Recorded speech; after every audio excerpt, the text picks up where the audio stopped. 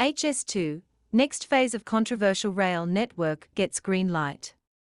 Please listen to Prime Minister, then further news after his speech. The transport revolution is local, because it must be local. We can unite and level up across the country with fantastic local improvements. Better rail, less congested roads, beautiful British-built buses, cleaner, greener, quieter, safer, more frequent. And above all, we can improve the quality of life for people and improve their productivity. We make places more attractive to live in and to invest in. But we cannot make these improvements in isolation from one another, because we'll only be doing half the job. We will not fix the great musculoskeletal problem of UK transport. Yes, we must fix the joint between the knee bone and the thigh bone and the shin bone and the ankle bone. And yes, we must fix the arthritis in the fingers and the toes. But we also have to fix the spine, Mr. Speaker. And our generation faces a historic choice. We can try to get by. We can try to get by with the existing routes from north to south. We can consign the next generation to overcrowding, standing up in the carriageways, or we can have the guts to take a decision. No matter how difficult, unlike the party opposite, by the way, Mr. Speaker, no matter how difficult and how controversial, that will deliver prosperity to every part of the country. 50 minutes off the time to Glasgow. When it comes to advocating HS2, it must be said that the task is not made easier by HS2 Limited, the company concerned.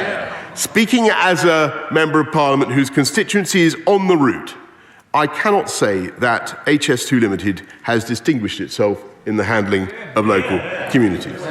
As everybody knows, the costs forecasts have exploded. But poor management to date has not detracted, in my view, from the fundamental value of the project. The review recently conducted by Douglas Oakervie, copies of which will be placed in the library of the House, leaves no doubt of the clinching case for high-speed rail. A vast increase in capacity with hundreds of thousands of extra seats, making it much easier for travellers to move up and down our long, narrow country. And that means faster journey times. Not just more capacity, it means faster journey times, extraordinarily fast journey times. Passengers arriving at Birmingham Airport will be able to get to central London by train in 38 minutes, which compares favourably, Mr. Speaker, you will note, with the time it takes to get from Heathrow by taxi, a point I just draw to the attention of the House. But this is not just about getting from London to Birmingham and back. This is about finally making considerably faster than the Piccadilly line. This is about finally making a rapid connection from the West Midlands to the Northern Powerhouse, to Liverpool, to Manchester, to Leeds, and simultaneously permitting us to go forward with Northern Powerhouse Rail across the Pennines, finally giving the home of the railways the fast connections they need. And none of it makes any sense without HS2. The Infrastructure and Projects Authority considers that this first phase can be delivered for its current projected costs of 35 billion to 45 billion in today's prices. The designs have been improved immeasurably thanks to the tireless contributions of campaigners, including my right honourable friend, the member for Chesham and Amersham. I don't think she's in her place. And if we start now, services could be running by the end of the decade. So today, Mr. Speaker, the Cabinet has given high-speed rail the green signal. We are going to get this done. And to ensure that we do so without further blowouts on either cost or schedule, we are today taking decisive action to restore discipline to the programme.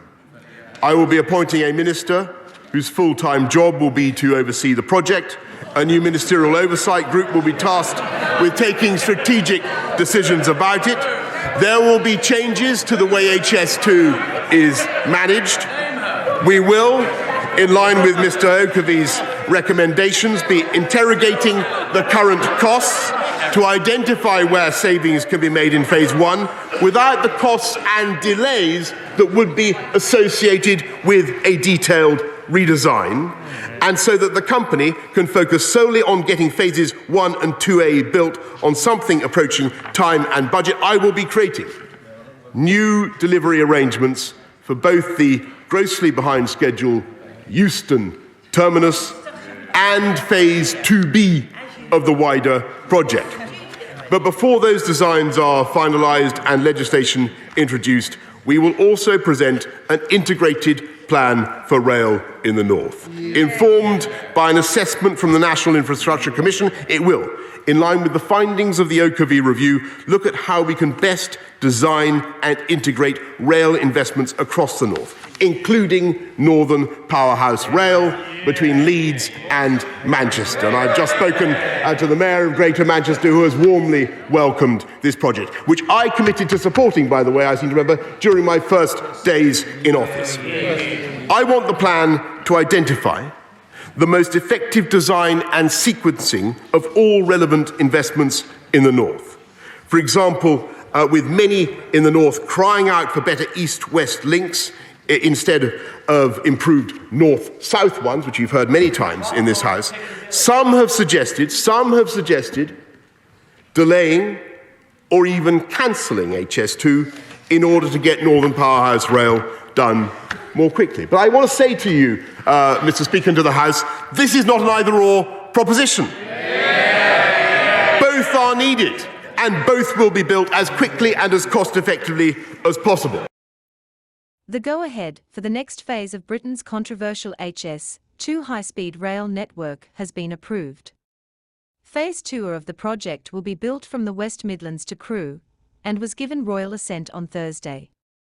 Supporters of HS2 say it will spur economic growth, help level up the country, and provide greener transport.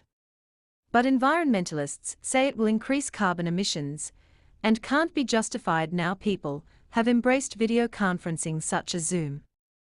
Transport Secretary Grant Shapps said, "Whatever your view of this project, HS2 is now a reality heading north, creating jobs and building a brighter future for our country." This vital project is at the heart of the government's commitments to build back better from the pandemic, tackle the north-south divide, and drive growth across the country. I look forward to seeing spades in the ground to get this section built and deliver the benefits of high-speed rail to the north as swiftly as possible.